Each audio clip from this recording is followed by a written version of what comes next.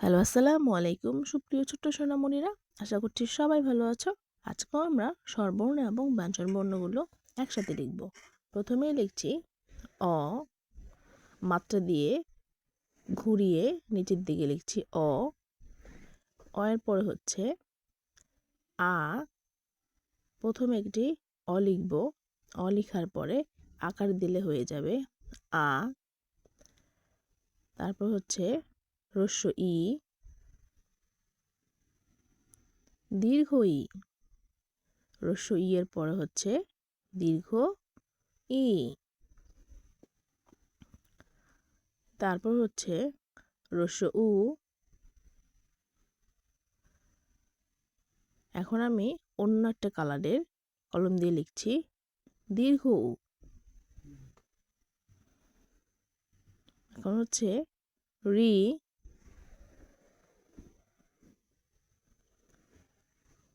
রি এর পরে হলো এ, ওই। তারপর হচ্ছে ও। আবার অন্য কলম চেঞ্জ করে লিখছি ও। এ হয়ে গেল 11টা স্বরবর্ণ। এখন লিখছি ব্যঞ্জন বর্ণ। ব্যঞ্জন বর্ণের প্রথম বর্ণ হচ্ছে ক। তারপর লিখছি খ, গ, ঘ,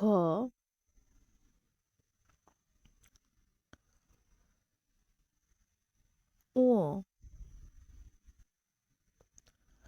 চ, ছ, বর্গীয় জ, ঝ,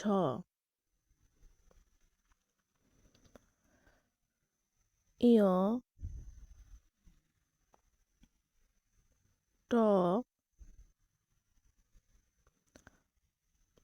ঠ, ড, ঢ।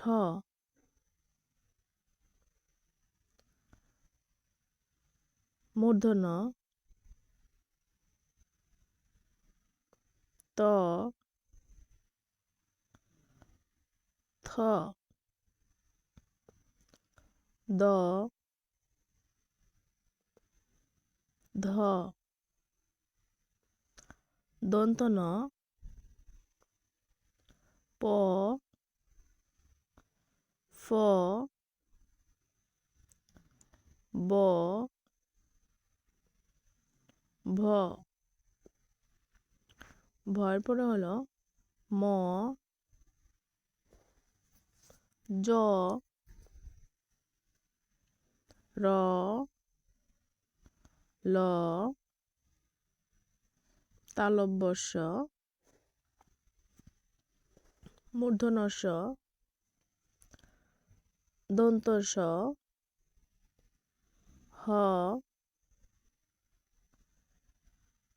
ড শূন্য র বা ড বিন্দু র, ঢয় বিন্দু র, অন্তস্থ অ,